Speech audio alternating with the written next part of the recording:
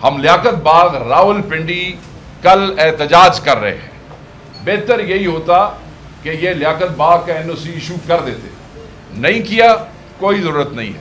पाकिस्तान तहरीक इंसाफ का एक एक वर्कर, एक एक बच्चा, बुजुर्ग, ख़वातीन पूरे चप्पे चप्पे से पाकिस्तान के लियाकत बाग पहुँचेंगे और वहाँ पे एहतजाज रिकॉर्ड कराएंगे, एहतजाज करेंगे, अपनी भरपूर ताकत का मुजाहरा करेंगे।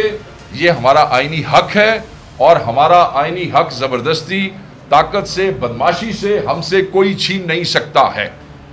और यह एहतजाज अदलिया की आज़ादी, उनके तहफ़्फ़ुज़, आइन के तहफ़्फ़ुज़ और रोज़ बढ़ती हुई महंगाई के हवाले से है। मैं नहीं समझता कि कोई भी पाकिस्तानी जो है वो अपने घर में रह सकेगा, सब महंगाई का शिकार हैं। जो सबसे अहम बात है वो आइनी तरमीम के हवाले से है। मैं ये समझता हूँ कि, और हमारी पार्टी ये समझती है कि पूरे पाकिस्तान के सामने ये बात रोज़े रोशन की तरह आया है कि ये जो आइनी तरमीम वाला मामला है ये सिर्फ़ और सिर्फ पर्सन स्पेसिफिक है। ये इमरान खान साहब का मिलिट्री ट्रायल करने के लिए, पाकिस्तान तहरीक इंसाफ को बैन करने के लिए ये सारे का सारा मामला किया जा रहा है। आप ये देखें कि इन आइनी तरमीम के हवाले से कौन कौन सी चीज़ें जो है उनको निशाना बनाया जा रहा है। इसमें फंडामेंटल राइट्स जो हैं उसको छेड़ा जा रहा है। इसमें पॉलिटिकल पार्टीज़ और जैसे आप देखते हैं कि 63A जो है उसको, आर्टिकल 8 को, 199 को, इन सारी चीज़ों को ये निशाना बनाना चाहते हैं। इदारों को निशाना बनाना चाहते हैं, जुडिशरी को निशाना बनाना चाहते हैं। हम मिलिट्री ट्रायल के हवाले से हम पहले बात कर चुके हैं कि इसका मेन मकसद ही यही है कि खान साहब का और पाकिस्तान तहरीक इंसाफ के लोगों का ट्रायल किया जाए। मैं ये समझता हूँ कि ऐसी पार्लियामेंट, ऐसी हुकूमत जिसके पास लेजिटिमेसी नहीं है, जिसने रिपोर्टेडली पूरे पाकिस्तान में सिर्फ 16 सीटें जीती, एक माइनॉरिटी हुकूमत जो यहाँ पे जाली फॉर्म 47 के बुनियाद पे बैठे हैं, उनके पास कोई लेजिटिमेसी नहीं है कि वो किसी भी किस्म की आइनी तरमीम कर सकें, किसी भी हवाले से वो इस किस्म की लेजिस्लेशन कर सकें। और ये किसी तरीके से एक्सेप्टेबल नहीं होगा। वो लोग जो जाली वोटों की बुनियाद पे आते हैं, कठपुतलियाँ होते हैं, वो अवाम की बालादस्ती के तहफ़्फ़ुज़ नहीं कर सकते हैं, वो आइन का तहफ़्फ़ुज़ नहीं कर सकते हैं। इन लोगों को पार्लियामान में बिठाया और लाया ही एक ख़ास मकसद के लिए गया है, और वो मकसद आपके सामने रहा है, जिस पे हमारी पार्टी वक्तन फ़वक्तन खुल के बात करती रही।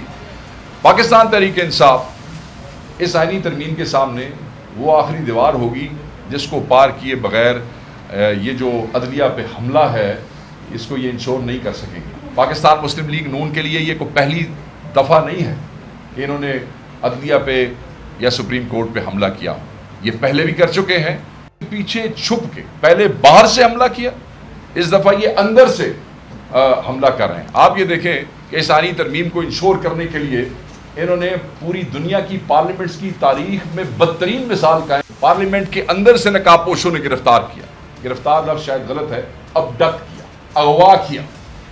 हमारे MNAs उठाए गए, उनको हरासा किया गया, उनकी ख़वातीन को उठाया गया, उनके बच्चों को उठाया गया, उनके कारोबार जो है वो बंद करने की कोशिश की। अभी कल पार्लियामेंट लॉजेस के अंदर एक MNA जो साहब हैं उनकी फैमिली को हरासा किया जा रहा था, और अपोजिशन लीडर और हम MNAs और चंद वकला जाके उनको वहाँ से कल जो है ऐसे ही कहना चाहिए कि हम रेस्क्यू करके लेके आए हैं। आप क्या समझते हैं कि आप पाकिस्तान की सुप्रीम कोर्ट को, पाकिस्तान की पार्लियामेंट को जो आपने किया, मैं ये समझता हूं कि सुप्रीम कोर्ट को सेशन कोर्ट नहीं बनाया जा सकता है।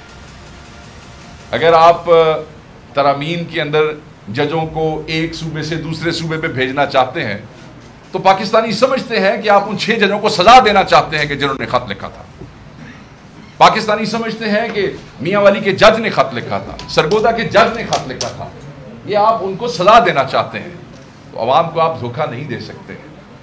हम ये भी समझते हैं कि ये जो ड्रामा रचाया जा रहा है और उसके लिए जो पापड़ बेले जा रहे हैं ये फ्रूटफुल नहीं होंगे, लोग इसको अलाउ नहीं करेंगे। हम जो खड़े हैं, हम सिर्फ ये PTI के लिए नहीं है, आइन के तहफ़्फ़ुज़ के लिए खड़े हैं।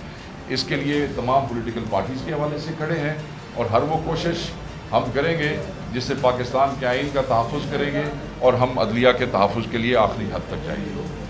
आज मैं इस पर भी बात करना चाहूँगा कि इलेक्शन कमीशन का 8वां बेनतीजा इजलास मखसूस नशिस्तों के हवाले से निकला है। जितनी डिसऑनेस्टी इलेक्शन कमीशन में नज़र आ रही है उसकी मिसाल आज तक नहीं मिलती है। मैं ये समझता हूँ कि इलेक्शन कमीशन को सुप्रीम कोर्ट के फैसलों की रूह से अगर देखा जाए तो उन पर आर्टिकल 6 भी लग सकता है और लगाना चाहिए रियासत को। हम तो ऑलरेडी डिमांड कर चुके हैं कि चीफ इलेक्शन कमिश्नर और पूरे इलेक्शन कमीशन को इनको मुस्तफ़ी हो जाना चाहिए।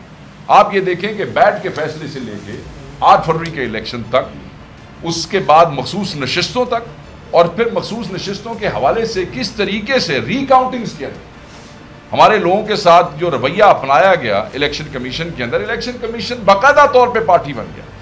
और मैं ये समझता हूं कि आज जो इंतशार है पाकिस्तान की सियासत में, इस इंतशार का मूजब बुनियाद जो है वो इलेक्शन कमीशन है। इसीलिए हम दोबारा आज डिमांड करते हैं कि चीफ इलेक्शन कमिश्नर और तमाम मेंबरान को फौरी मुस्तफ़ी हो जाना चाहिए और रियासत को इंश्योर करना चाहिए, वरना अवाम अपना फैसला ज़रूर करेंगे और जब अवाम फैसला करेंगे तो मेरे ख्याल में उस दिन से सबको डरना भी चाहिए और बचना भी चाहिए। एक और चीज़ जो बड़ी इंपॉर्टेंट है और मैं समझता हूँ कि उसका जिक्र आज बहुत ज़रूरी है, उसके बाद शिबली भाई जो है वो एक्सप्लेन करेंगे, और वो है कल का एहतजाज रावलपिंडी। हम जलसा करना चाहते थे मगर ये हमेशा की तरह चाहते हैं कि हमें शहरों के अंदर जलसा न करने दिया जाए और हमेशा उठा के हमें ऐसी जगह पे फेंका जाता है एनओसी दे के, और लोगों के सामने एक फेस सेविंग की जाती है कि हमने इनको एनओसी दिया। एनओसी देते हैं, साथ रास्ते बंद करते हैं, साथ कंटेनर लगाते हैं, साथ हर जिले के अंदर डिटेंशन ऑर्डर्स जो है वो इशू करते हैं, हमारे बंदे गिरफ्तार किए जाते हैं, हमारे रास्ते रोके जाते हैं, बंदों को मारा जाता है और फिर उनके साथ वो जो सिक्योरिटी ब्रांच है एक रात पहले जो है वो हर जिले में हर जगह पे वही बेहूदगी और बेशर्मी जो है वो करते हैं जो इनका शेवा रहा है। टाइम जो है वो हमें ऐसा देंगे कि 2 बजे, दुनिया का केड़ा जलसा 2 बजे शुरू होकर 5 बजे 6 बजे ख़त्म हो जाता है, मगर ये पुश करते हैं और फिर पुलिस इंटरफेयर करती रहती है। मैं ये समझता हूँ कि संजानी में हमारे साथ क्या हुआ, हमारे साथ लाहौर में क्या हुआ, और संजानी में तो आप ये देखें कि हमारे कायद ने इंतशार से बचने के लिए, किसी भी किस्म की बदअमनी से बचने के लिए पाकिस्तान के नाम पे उन्होंने ये रिलैक्सेशन गवर्नमेंट को दी कि हम अपनी डेट्स जो है वो चेंज करते हैं। मगर उसके बावजूद जब डेट चेंज की तो जो रवैया था मुझे आपको बताने की ज़रूरत नहीं है। सो अब हम लियाकत बाग रावलपिंडी कल एहतजाज कर रहे हैं। बेहतर यही होता कि ये लियाकत बाग का एनओसी इशू कर देते, नहीं किया, कोई ज़रूरत नहीं है। पाकिस्तान तहरीक इंसाफ का एक एक वर्कर, एक एक बच्चा, बुजुर्ग, ख़वातीन पूरे चप्पे चप्पे से पाकिस्तान के लियाकत बाग पहुँचेंगे और वहाँ पे एहतजाज रिकॉर्ड कराएंगे, एहतजाज करेंगे, अपनी भरपूर ताकत का मुजाहरा करेंगे। ये हमारा आइनी हक है और हमारा आइनी हक ज़बरदस्ती, ताकत से, बदमाशी से हमसे कोई छीन नहीं सकता है। और यह एहतजाज अदलिया की आज़ादी, उनके तहफ़्फ़ुज़, आइन के तहफ़्फ़ुज़ और रोज़ बढ़ती हुई महंगाई के हवाले से है। मैं नहीं समझता कि कोई भी पाकिस्तानी जो है वो अपने घर में रह सकेगा, सब महंगाई का शिकार हैं। और हम ये समझते हैं कि अदलिया की आज़ादी के हवाले से, जैसे मैंने पहले आइनी तरमीम की बात की और मैं इस पर बात ख़त्म करूँगा, कि जो भी मुल्क लूटने वालों को तहफ़्फ़ुज़ देगा वो लोगों के लिए उतना ही काबिल नफ़रत होगा जितना मुल्क लूटने वाले काबिल नफ़रत हैं।